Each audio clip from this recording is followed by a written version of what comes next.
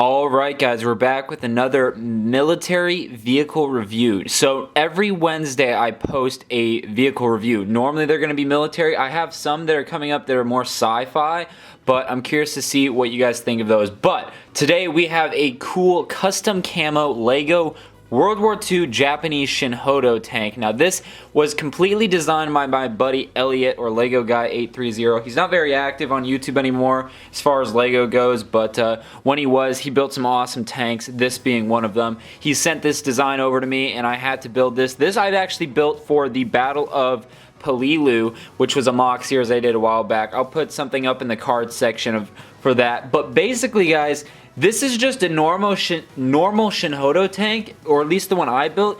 The one that he built was actually a bulldozer version. It actually had a bulldozer sled on the front of this, hence why there's that one Technic piece.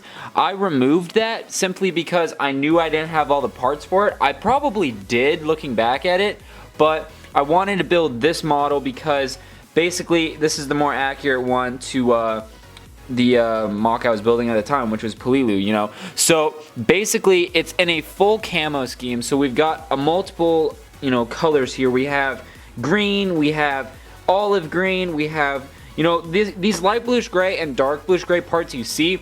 Those are supposed to be either, you know, tan or reddish brown. I just didn't have any in those colors, so it's kind of cobbled together in that sense, but this is what we're going with. So basically I'm just gonna start, you know, keep talking about it. I'm going to show you guys some features on it as well. So basically, like I said, it originally did have a bulldozer in front of it, but I since removed that. You know, I also talk about this kit a lot. A lot of you guys want me to make it as a kit and sell on my website, so I'm curious to see what you guys think of that idea in the comments down below. I don't know if I could do it in the camo scheme or not, because all these parts are kind of hard to find in these colors, and surprisingly some of these green parts are more expensive than you think. Some of the slopes and tiles can actually get kind of pricey. So I mean, you can see this thing is pretty much full camo everywhere, so that's one problem we might have if I go to make this a kit. It might be just like two colors,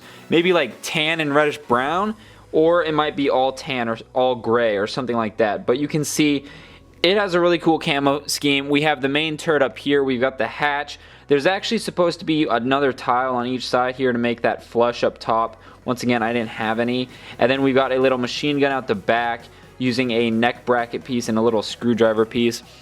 Once again, this was just going off what Elliot had. He had to have some modified bricks here. That was you can see kind of the glue there. That I glued a plate to that Technic brick simply because I didn't have some of the parts, but it works. And you notice that this turret is actually off center line. You know, it's not on the center of the tank, which is an interesting design. It is accurate, but it's weird to see on a tank like this, but you know, it looks pretty good. And then another thing is we do have a machine gun up front here, and then we do have another hatch there that's kind of hidden under there, but there is that would be where the driver would be.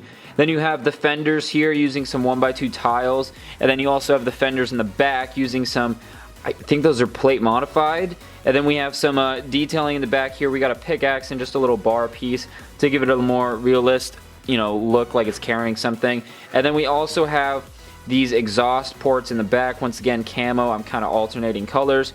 And then all over the tank we have a kind of camo scheme as far as these leaf pieces go, just to add and break it up. We have two green and then one olive in the front and one olive in the back.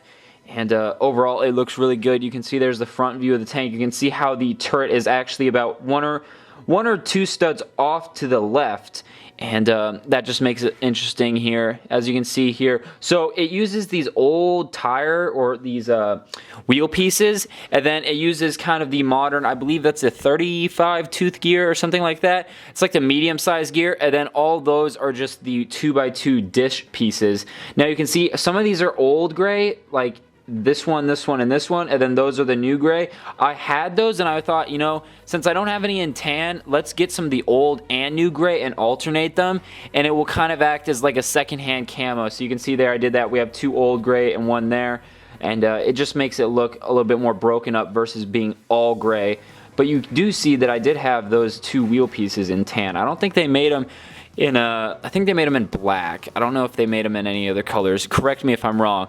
But yeah, so this is like, I would say, a 95% done model, as far as, you know, missing, like, those parts should be tan and whatnot, but overall, you know, it looks pretty darn good.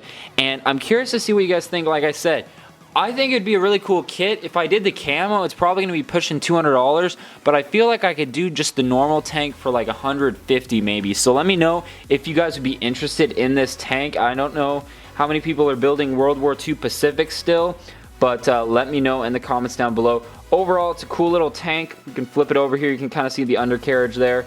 Just a bunch of Technic bricks. Once again, the design would be modified for the production if I made this a kit. It'd be much more streamlined, much more simple. This one was just kind of like underneath here. You can see it was just kind of cobbled together. I think I built this in exactly a day. I think I spent like 4 hours sifting through bins, finding all the parts, because I printed out the parts list. I found all the parts, and I built it in one day. I remember when I built this, I had like family coming over, and I was just finishing it when everyone came over, so I was happy.